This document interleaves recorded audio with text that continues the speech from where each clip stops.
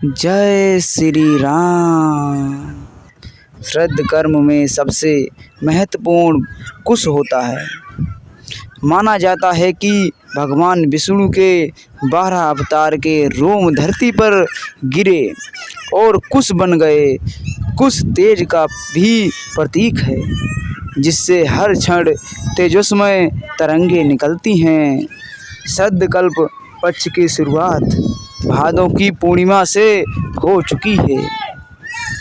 अश्विन मास की कृष्ण पक्ष की प्रतिमा को पहला श्राद्ध था और अब अमावस्या पर इसकी समाप्ति होगी। कहते हैं पितृ पक्ष के दौरान पितृ धरती पर अपने वंशजों से मिलने आते हैं। वह उन्हें आशीर्वाद भी प्रदान करते हैं। पितृ पक्ष में पितरों के लिए पिंडदान, तर्पण अथवा श्राद्ध करने की परंपरा आदिकाल से चली आ रही है। इसके लिए कुछ खास नियम भी बनाए गए हैं और नियमों के अनुसार श्राद्ध के समय कुश पहनने, तर्पण के वक्त जल में काले तिल का उपयोग करने व पिंडदान के समय चावल का इस्तेमाल करने का बहुत महत्व है। क्या है इन सभी वस्तुओं के प्रयोग आपको बता रहे हैं। इसीलिए ज़रूरी है कुश। श्राद्ध कर्म में सबसे महत्वपूर्ण कुश होता है। माना जाता है कि भगवान विष्णु के 12 अवतार के रोम धरती पर गिरे और कुश बन गए। कुश तेज का भी प्रतीक है, जिससे हर क्षण तेजस्मय तरंगे निकलती हैं।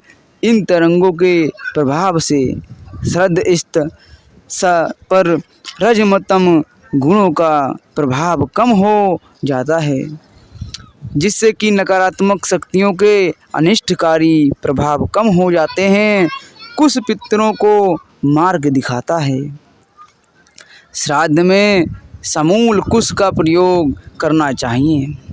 मान्यता के अनुसार कुश घास शीतलता व पवित्रता प्रदान करती है, इसलिए इसे पवित्री घास भी कहा जाता है।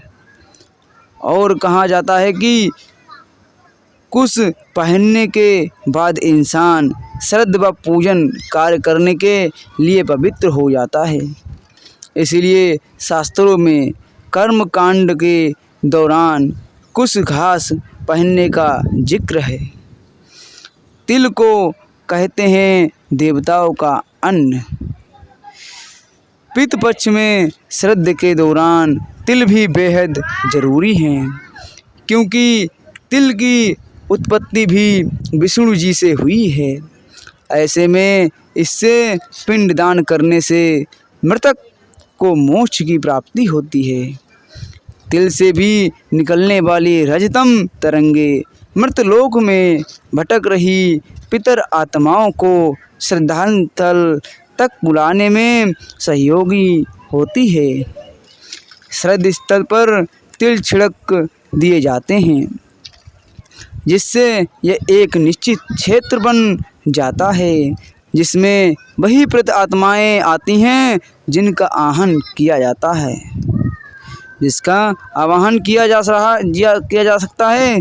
काले तिल पितर की प्राप्ति का साधन है। इसे देवताओं का अन्न कहते हैं। इसीलिए पितर इसे ग्रहण करके तृप्त हो जाते हैं। इसीलिए पितर इसे ग्रहण करके तृप्त हो जाते हैं। अक्षत हैं जीवन का आधार। अक्षत हैं जीवन का आधार। पितर आत्माओं की तृप्ति के लिए उन्हें अक्षत अर्पण किया जाता है। अक्षत जीवन का आधार है और धन धान्य का पहला प्रतीक है। पितरों को चावल की खीर अर्पित की जाती है।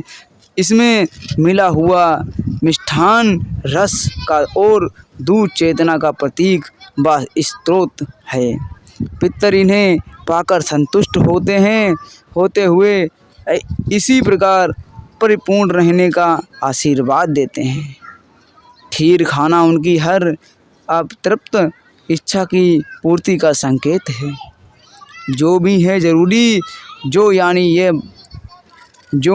ये अनाजों में सर्वश्रेष्ठ है। ये सोने के ही समान शुद्ध और खरा है। इसीलिए ये उन तमोगुणी वैभव का प्रतीक है जिनके प्रति मनुष्य जीवन रहते लालायित रहते हैं।